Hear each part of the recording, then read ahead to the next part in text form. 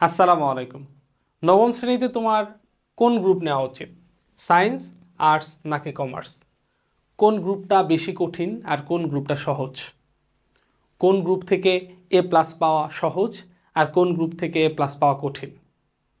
তুমি যদি অনেক ভালো স্টুডেন্ট হয়ে থাকো তাহলে তোমার কোন গ্রুপ নেওয়া উচিত? একটু মিডিয়াম ক্যাটাগরির স্টুডেন্ট হলে কোন গ্রুপ নেওয়া উচিত? বা দুর্বল স্টুডেন্ট হলে তোমার কোন গ্রুপ নেওয়া উচিত? কোন গ্রুপ থেকে পড়াশোনা করে তুমি কি হতে পারবে? এবং কোন গ্রুপে কোন কোন সাবজেক্ট পড়ানো হয়, এই গ্রুপ রিলেটেড একেবারে যাবতীয় বিস্তারিতভাবে আজকে তোমাকে জানানো হবে। তোমরা যারা ক্লাস 8 থেকে এখন 9-এ উঠবে তোমাদের জন্য এই ভিডিওটা অত্যন্ত গুরুত্বপূর্ণ, কারণ তোমরা এখনও ঠিকমতো জানো না যে গ্রুপগুলা কি, সায়েন্স গ্রুপে কী কী সাবজেক্ট আছে, আর্টসে কী কী সাবজেক্ট পড়ানো হয়, কমার্সে কী কী সাবজেক্ট পড়ানো হয়। সব মিলিয়ে তোমাকে একটা বেসিক ধারণা দেওয়া হবে। আশা করি এই ভিডিওটা তোমার জন্য অত্যন্ত গুরুত্বপূর্ণ ভূমিকা পালন করবে। প্রথমে আসো, আমরা যখন ক্লাস 8 থেকে ক্লাস 9-এ উঠব তখন আমাদের 3টা গ্রুপ নির্ধারিত হবে।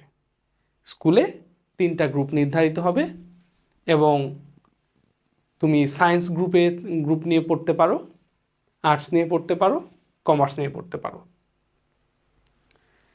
তো এই 3টা গ্রুপের মধ্যে তুমি যদি কমার্স নিয়ে পড়ো, মানে এসএসসি, তুমি তো নবম দশম, এটা হচ্ছে এসএসসিতে যদি কমার্স নিয়ে পড়ো তাহলে ইন্টারমিডিয়েট উঠলেও তোমাকে কমার্স নিয়েই পড়তে হবে, অনার্স করলেও কমার্সেই করতে হবে।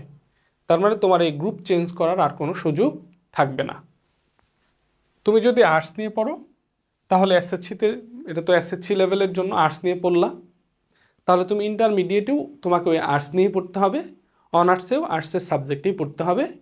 তার মানে তুমি আর আর্টস থেকে অন্য কোনো ডিপার্টমেন্টে নিজেকে শিফট করতে পারবা না। এখন আসো সায়েন্স। তুমি যদি এসএসসিতে সায়েন্স নিয়ে পড়ো তাহলে ইন্টারমিডিয়েটে ওঠার পরে তোমাকে অপশন দেওয়া হবে, তুমি চাইলে ইন্টারে সায়েন্স নিয়েও পড়তে পারো, আবার চাইলে কমার্স নিয়েও পড়তে পারো, আবার চাইলে আর্টস নিয়েও পড়তে পারো। তার মানে তোমরা যারা সায়েন্স পড়বে, তোমরা যদি সায়েন্স নাও, সায়েন্স নিলে তাহলে এটা তোমার জন্য, তোমার কাছে একটা সুযোগ থাকবে যে তুমি আর্টসেও যেতে পারবে, কমার্সেও যেতে পারবে। কিন্তু তুমি যদি শুধু আর্টস নাও তাহলে তুমি কখনোই কমার্সে যেতে পারবে না, তুমি সায়েন্সেও যেতে পারবে না। সেই ক্ষেত্রে আমরা যদি এখন একটা সিদ্ধান্ত নেই যে তাহলে তুমি নিজে নিজে সিদ্ধান্ত নাও যে তোমার জন্য কোনটা ভালো হবে। যদি আর্টস নিয়ে পড়ো তাহলে আর অন্য কোনো গ্রুপে শিফট হতে পারবে না, কমার্স নিয়ে পড়লেও শিফট হতে পারবে না, বাট আর্টস সায়েন্স নিয়ে পড়লে যদি তোমার কঠিন লাগে, মনে হয় যে সায়েন্স আমি পারছি না, আমি এই ফ্যাকাল্টির স্টুডেন্ট না, আমাকে দ্বারা এটা হবে না, তাহলে তুমি চাইলে ইন্টারমিডিয়েটে গিয়ে তোমার পছন্দ মতো আর্টস বা কমার্স নিতে পারবে। এই সুযোগটা কিন্তু সায়েন্সে থাকতেছে। এখন এখন আসো যে কোনটা কঠিন আর কোনটা সহজ, এটা যদি আমি তোমাকে একটু বিস্তারিত বলি তাহলে আমাকে একটু সময় দিতে হবে, আমাকে একটু লিখতে হবে যে কোন গ্রুপে কোন কোন সাবজেক্টগুলা প্রধান প্রধান পড়ানো হয়।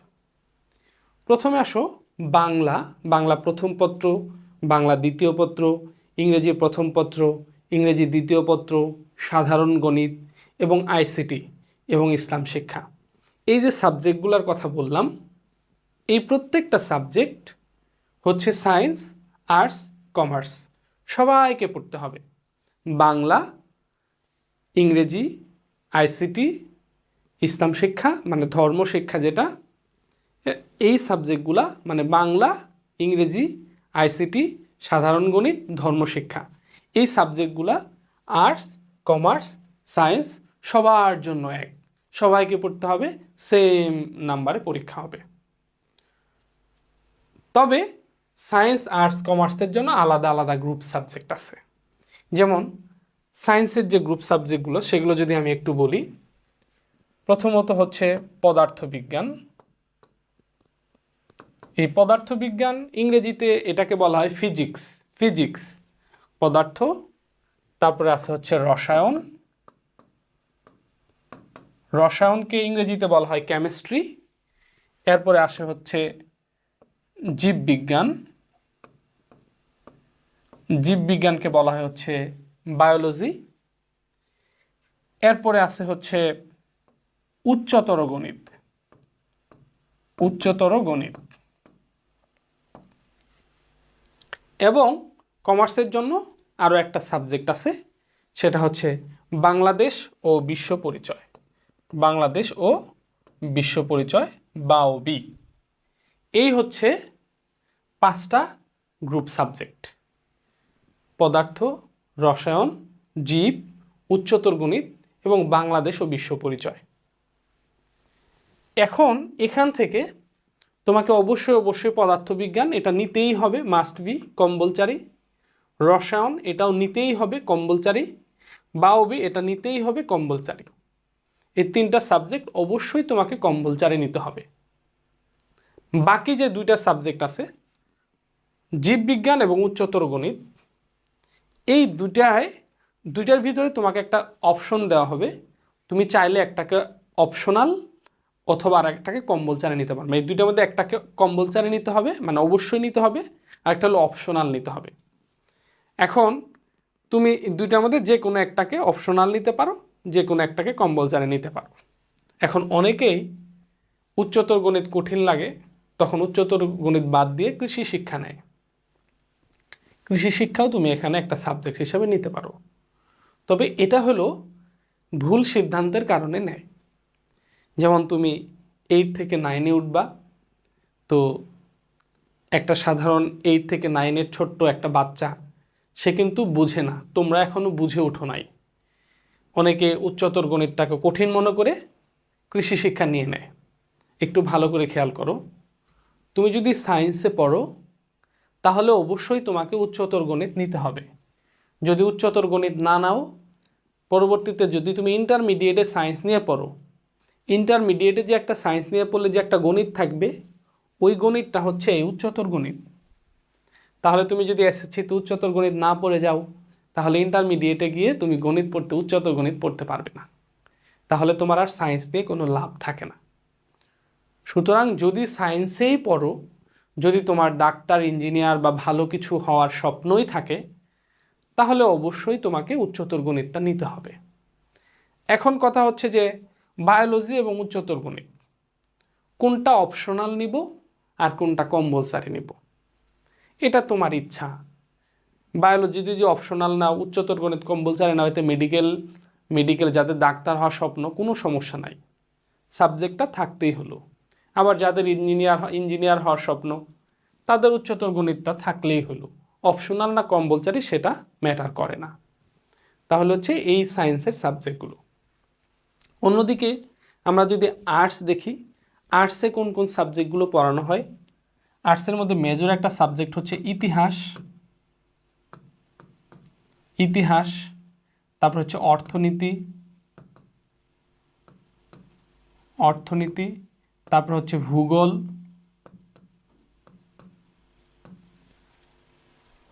এই সাবজেক্টগুলো হচ্ছে আর্টসদের জন্য গ্রুপ সাবজেক্ট।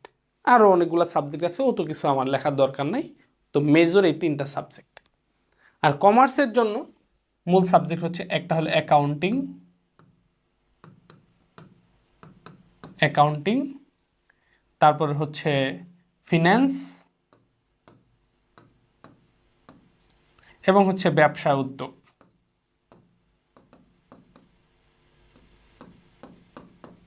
ব্যবসা উদ্যোগ, এই 3টা হলো মূল সাবজেক্ট। বাকি আরও বিভিন্ন ধরনের সাবজেক্ট নেওয়া যায়।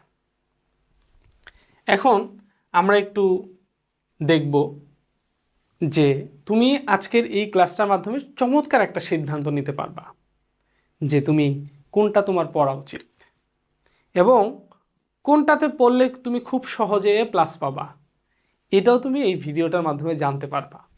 দেখো, ইতিহাস, অর্থনীতি, ভূগোল এবং আরও দর্শন, আরও অনেক সাবজেক্ট আছে।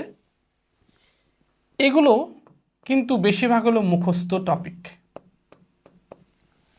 অ্যাকাউন্টিংয়ের জন্য অনেক বড় বড় অঙ্ক করতে হয়, একটা অঙ্ক করতে 20 মিনিট সময় লেগে যায়। উত্তর যদি না মিলে 0। ফিন্যান্স ব্যবসা উদ্যোগ। আচ্ছা দেখো, তুমি হচ্ছে যে এখন আমরা আলোচনা করব যে সায়েন্স, আর্টস এবং কমার্স এই তিনটা গ্রুপের মধ্যে কোনটা থেকে এ প্লাস পাওয়া সহজ, কোনটা থেকে এ প্লাস পাওয়া সবচেয়ে বেশি সহজ।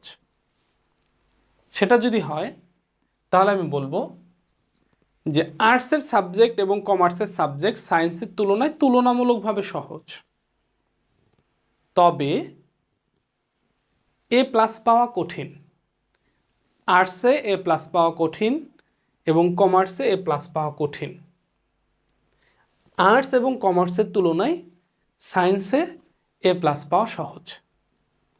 এখন যদিও তোমরা শুনে এসেছো যে সায়েন্স কঠিন, সায়েন্স কঠিন, যারা দুর্বল স্টুডেন্ট তারা আর্টস কমার্স পড়বে, আর যারা ভালো স্টুডেন্ট তারা সায়েন্স পড়বে।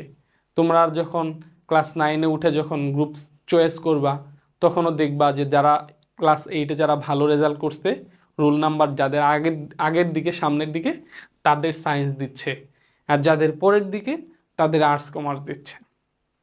কিন্তু মনে রাখো, আর্টস কমার্সের তুলনায় সায়েন্সে এ প্লাস পাওয়া সহজ। কিভাবে দেখো, যারা আর্টসে পরীক্ষা দিবে এদের 100 মার্কের পরীক্ষা দিতে হবে। ধরো এই যে 70 মার্কসের সৃজনশীল প্রশ্ন লেখা বা রিটেন পরীক্ষা আর 30 মার্কের এমসিকিউ, এদের পরীক্ষা হবে 100 মার্কের। অ্যাকাউন্টিং, ফিন্যান্স, ব্যবসা উদ্যোগ এগুলাও 100 মার্কের পরীক্ষা হবে। এগুলো হচ্ছে 100 মার্কের পরীক্ষা হবে, 100 মার্কের পরীক্ষা হবে। কিন্তু তুমি যদি সায়েন্সে পড়ো, সায়েন্সদের ক্ষেত্রে সায়েন্সদের কিন্তু 100 মার্কের পরীক্ষা হবে না, পরীক্ষা হবে 75 মার্কে, 75 মার্কের পরীক্ষা হবে। আর 25 মার্কস কোথায় যাবে? 25 মার্কস থাকবে হচ্ছে প্র্যাকটিক্যাল মার্কস।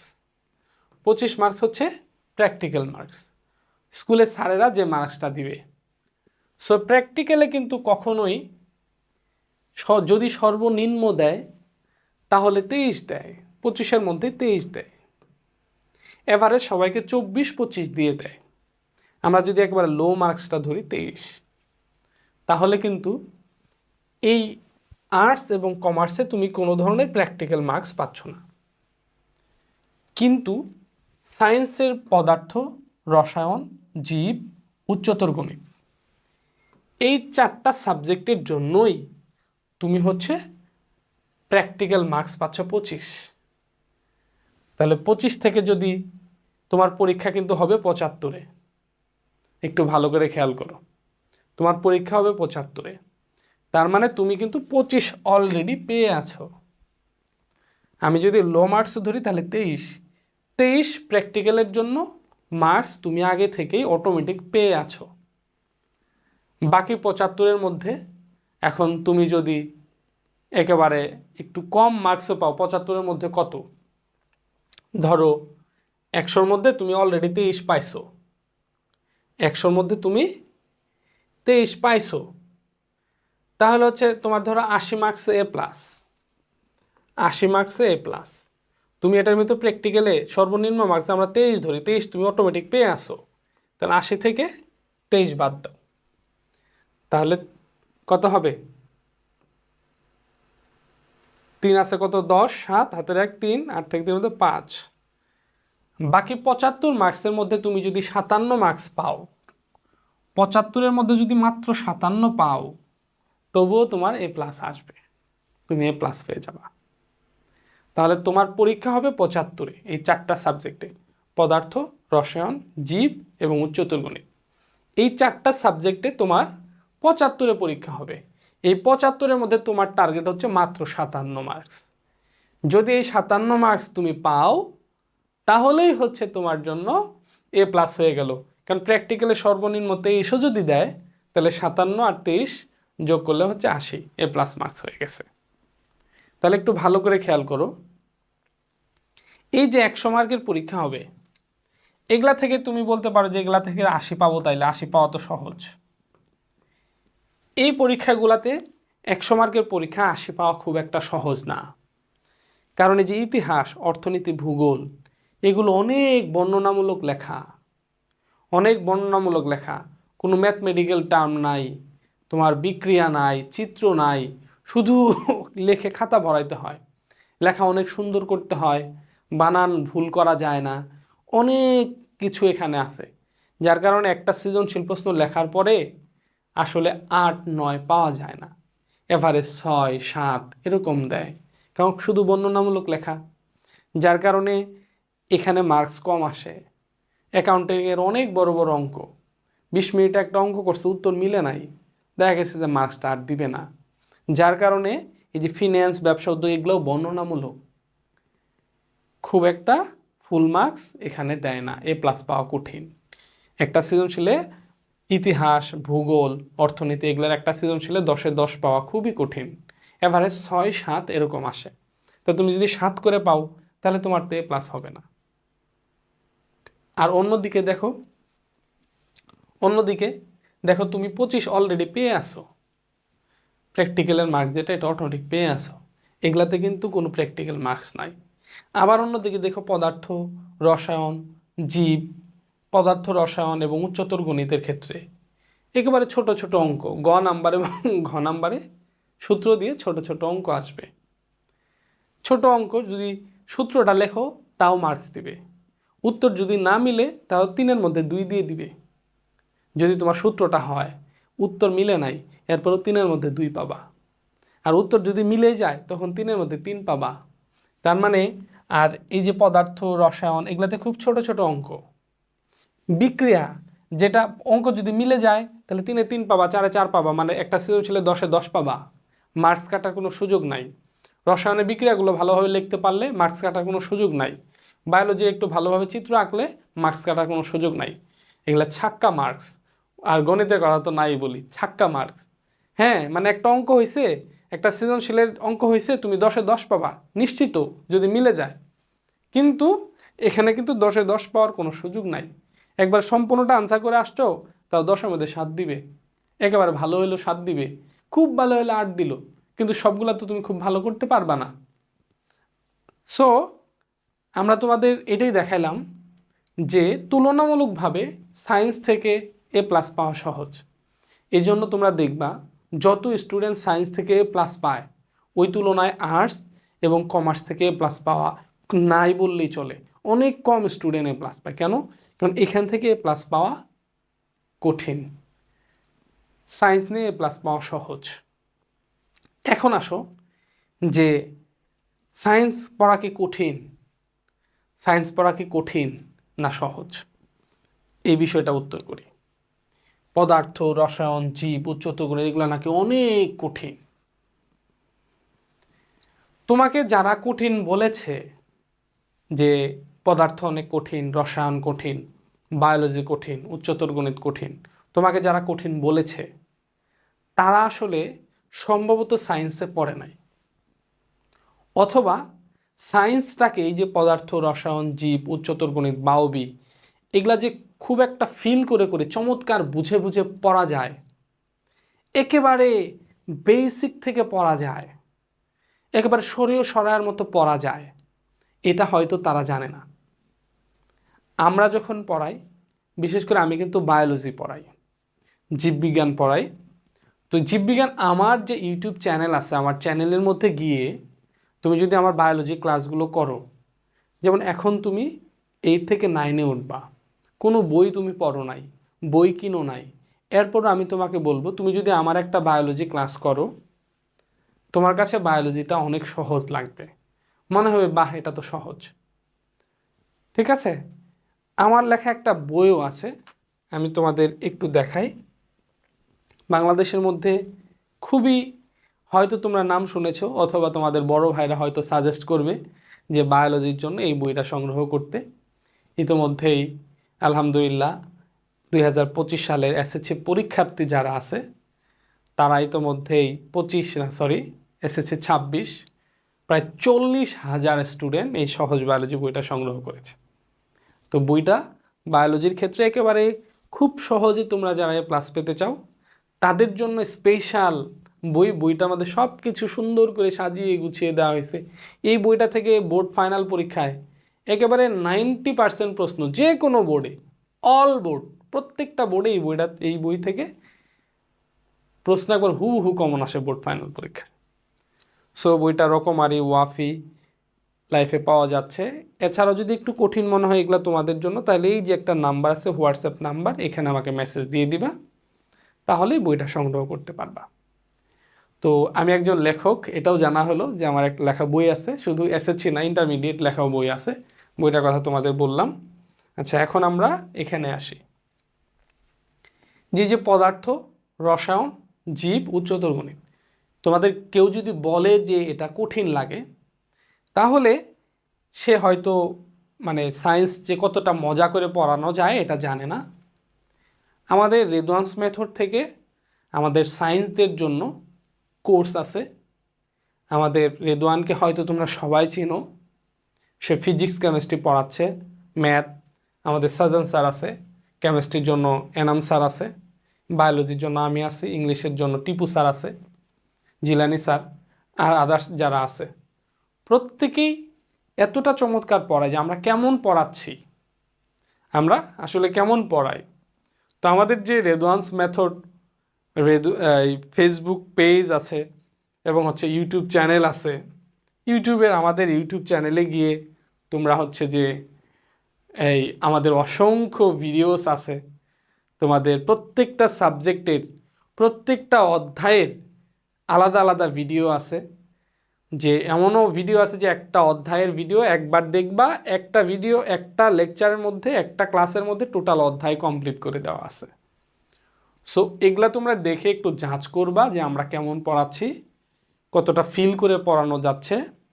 বিশেষ করে হচ্ছে যে যেমন আমার বায়োলজির ক্ষেত্রে প্রত্যেকটা ক্লাস আমরা 3D অ্যানিমেশনের মাধ্যমে, যেমন হার্ট পড়াচ্ছি, একবার হার্টের ভিতরের অংশটা 3D অ্যানিমেশন দিয়ে দেখে দেখে পড়তেছি।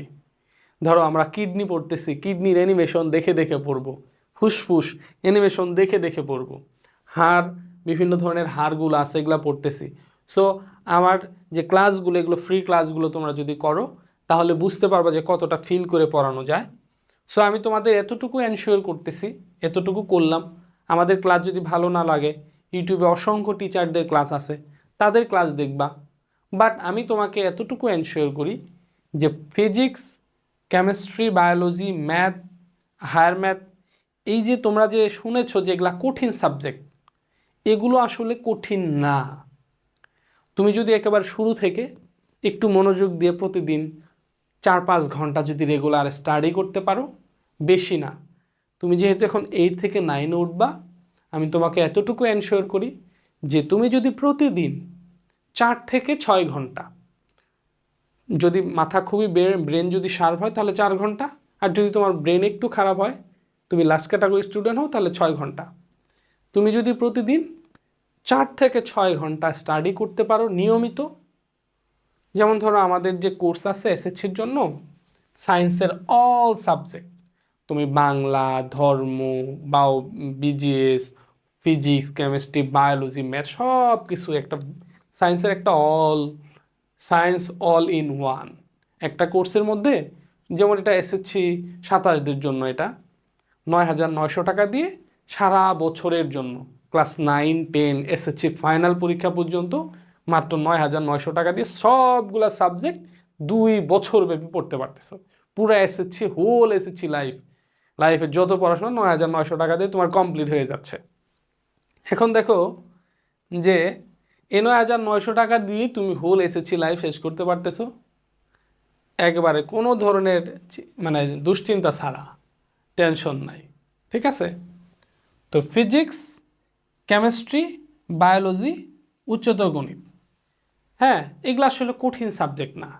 তুমি যদি ওই যে বললাম 4 থেকে 6 ঘন্টা আমাদের এই কোর্সের যে ক্লাসগুলো হবে, এই ক্লাসগুলোর পাশাপাশি প্রতিদিন একটা করে ক্লাস হয়তো হবে, হ্যাঁ, বা 2টা করে ক্লাস হবে।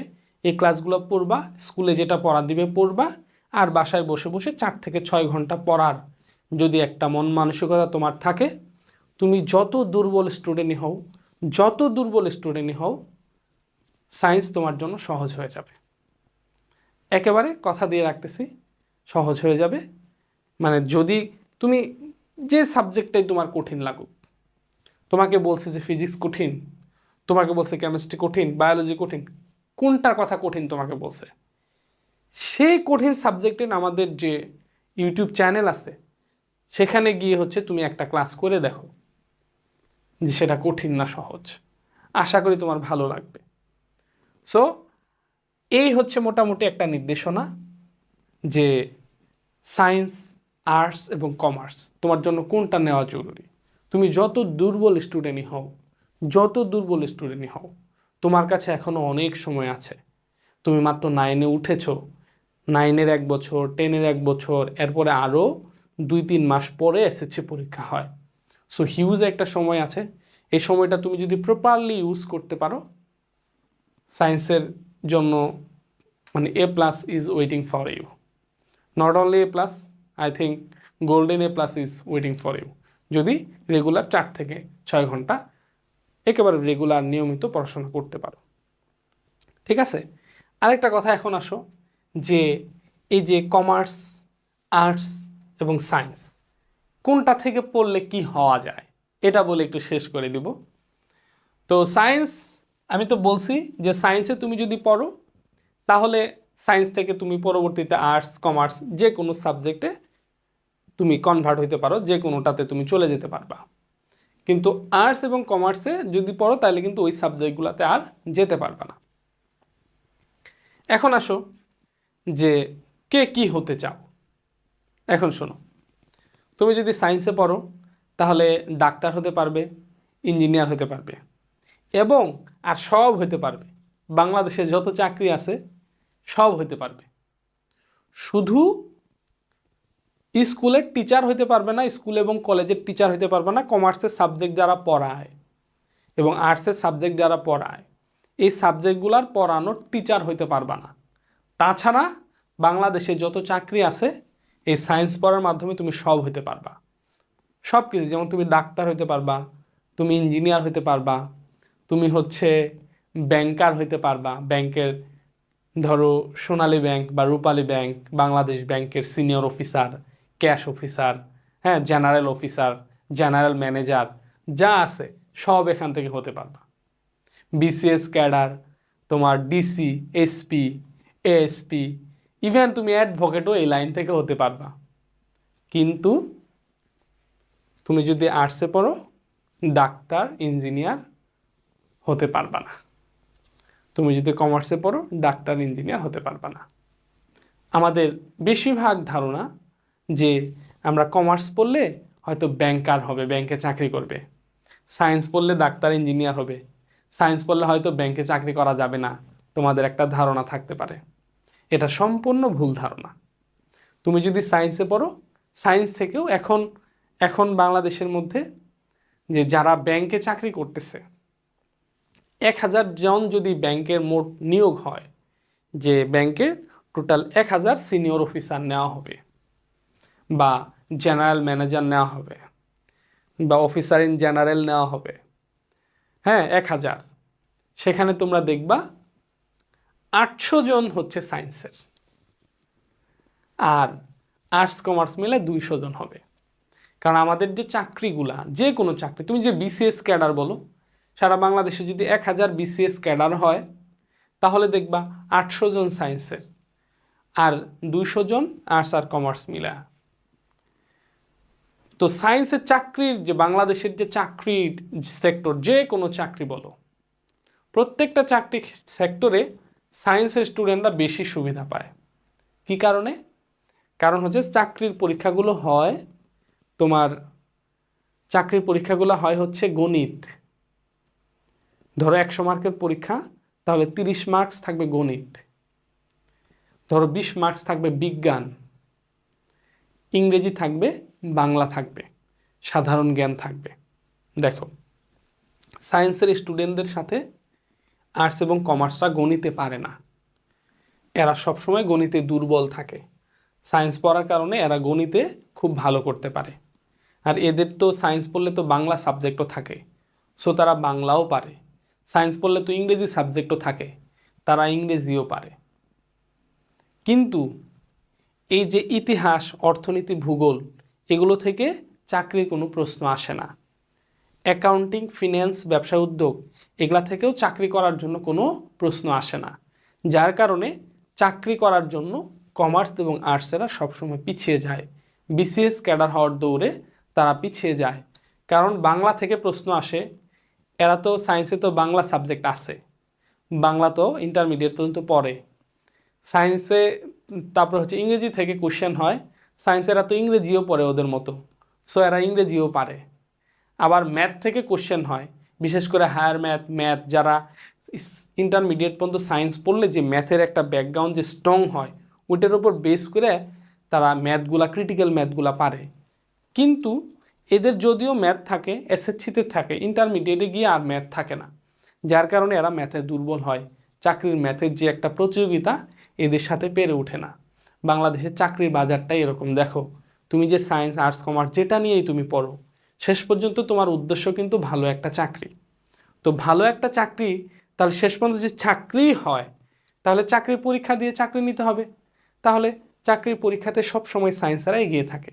আমি জাস্ট বাংলাদেশের এভারেজ একটা পরিসংখ্যান তোমাকে দিয়েছি, যে 1000 জনের একটা নিয়োগ চাকরি হলে সেখানে 800 জন সায়েন্সের স্টুডেন্টদের চাকরি হয়, আর 200 জন আর্টস এবং কমার্স থেকে হয়। সো চাকরি শেষ পর্যন্ত আমাদের পড়াশোনার উদ্দেশ্য কিন্তু চাকরি করা।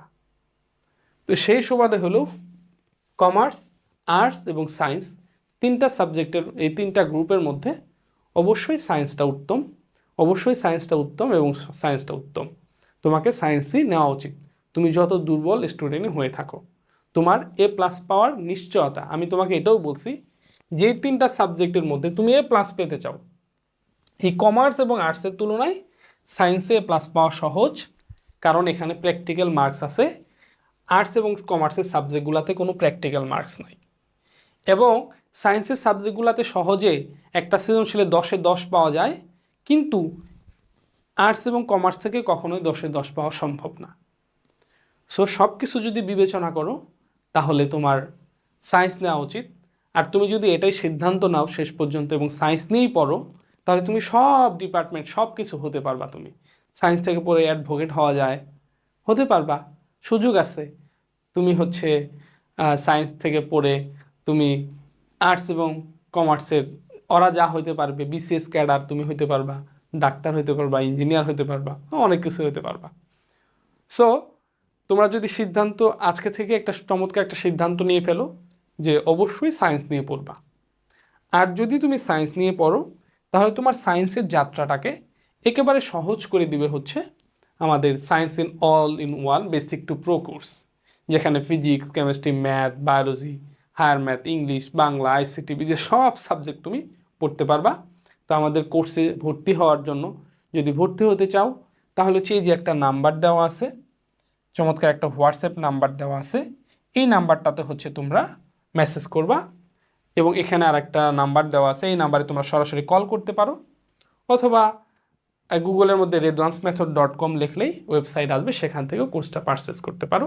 আর সবাই জানো যে রেদওয়ান্স মেথড ফেসবুকে অনেক বড় গ্রুপ আছে, পেজ আছে, ইউটিউব আছে, যে কোনো জায়গায় এই যে রেদওয়ান্স মেথড লেখে, বা হচ্ছে বেসিক টু প্রো, এই যে রেদওয়ান্স মেথড লিখে তুমি সার্চ দিলেই পেয়ে যাবা, নো প্রবলেম। আর আমার বই সম্বন্ধে যদি বিস্তারিত জানতে চাও, তাহলে সহজ বায়োলজি এটা ইউটিউবে লেখো বা গুগলে লেখো, চলে আসবে ভিডিওস, অনেকগুলো ভিডিওস আসবে, এই বই সম্বন্ধে তুমি জানতে পারো, বা আমার হোয়াটসঅ্যাপ নাম্বারও আছে। আর কোর্সে ভর্তি হওয়ার ক্ষেত্রেও তোমরা চাইলে আমাকেও হোয়াটসঅ্যাপে মেসেজ দিতে পারো। তাহলে তোমার সায়েন্সের যাত্রাটাকে স্মুথ করবে, সুন্দর করবে আমাদের এই কোর্স। যদি ভালো লাগে অবশ্যই আমাদের কোর্সে ভর্তি হয়ে গিয়ে যাবা। তো আজকের এই দীর্ঘ আলোচনা শেষে আমি হয়তো তোমাকে এটা বোঝাতে সক্ষম হয়েছি যে তোমার জন্য সায়েন্স নেওয়া উচিত। সায়েন্সে যেমন সহজে প্লাস পাওয়া যায়, সায়েন্সে রেগুলার 4 থেকে 6 ঘন্টা স্টাডি করলে গোল্ডেন এ প্লাস পাওয়া সম্ভব। আর তোমার এই যাত্রাটাকে সহজ করে দিচ্ছে আমাদের এই রেদওয়ান্স মেথডের science all in one basic to pro. তো আশা করি তোমরা আমাদের সঙ্গে যুক্ত থাকবে। আজকে তোমাদের তোমাদের ভালো একটা রেজাল্ট তোমরা করবে, এসএসসিতে A+ বা গোল্ডেন A+ পাবে এমন একটা প্রত্যাশা রেখে আজকে বিদায় নিচ্ছি। আসসালামু আলাইকুম।